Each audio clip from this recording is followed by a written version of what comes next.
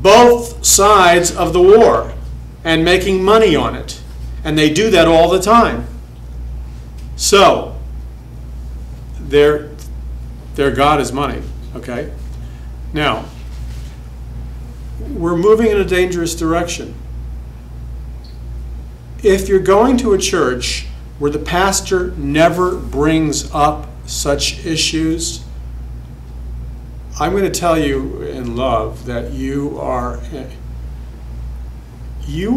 not walking under the lordship of Christ. Why are you listening and participating and contributing to a church that is not communicating the truth in such an hour of crisis? God will hold you accountable for that. Okay, I know this is a sober note, and some of you probably don't like it, but I have to tell you the truth whether you like it or not. I don't really care whether you hate me and stone me when I leave this room. God told me to tell the truth, and I will tell you the truth. Okay, let the chips fall. I'm not in it for a popularity contest. If I was in it for a popularity contest, I would totally change my message. I would lie to you and not tell you the facts. Now, I know all this is heavy, and it can be, if you just look at it through the natural, is that still recording? Does it say REC? Okay, let me know when it stops, so I'll have to switch tape.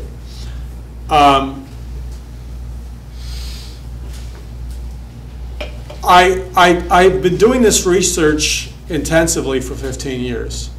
In 2008, when the economy crashed, I really began to seek the Lord with all my heart and soul and mind and said, Lord, show me what to do for my family and show me what to tell your people. And I set my face to the Lord and began to do all the research I could, cry out to him for answers, because I knew God's people needed answers, my family knew answers, I knew what was coming. And I sought the Lord for answers. And then the Lord began to reveal to me through research what was really going on. And the primary thing that's going on is this is the planned destruction of America. It's not an accident. It's not because some people got crazy with hedge funds. If you believe that, well, I don't know what to tell you. Okay?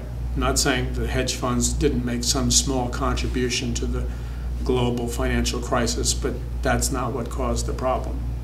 It was done on purpose. So then I said to the Lord, as this intensified, and I began to lay out the truth, then I began to seek the Lord even more intensely, and I said, well, Lord, you need to tell me what to tell your people what to do. What does my family do? Because it's not enough just to tell you an analysis of the problem. I need to offer you a solution. God has a solution. I need to offer you hope. God has hope. Otherwise, you just go out of here in total despair. So I said, Lord, I analyzed it every way I could. And I came up with this. I came up with the idea that there is no way we can defeat this enemy who is so powerful financially and with technology, and let's just call them globalists. Okay? And then the other thing I discovered, which I won't get into tonight, but it's in the DVD series, is that the powerful link between occult and demonic forces and everything we're seeing here.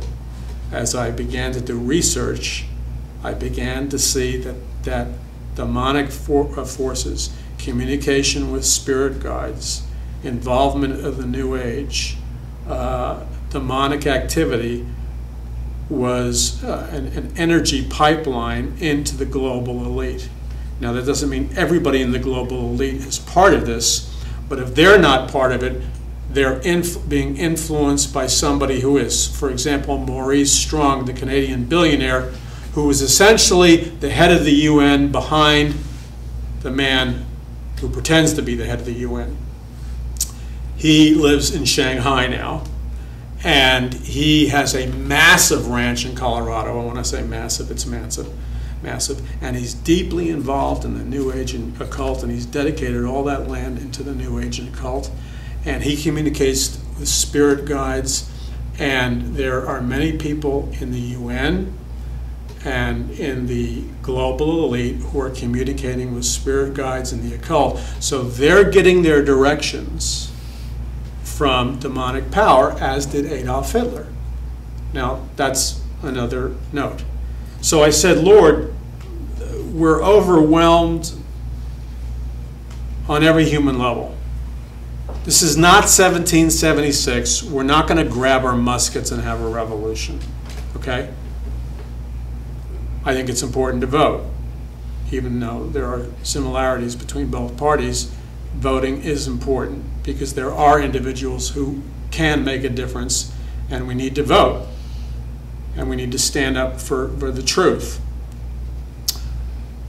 But then, I have been teaching on spiritual warfare for many years.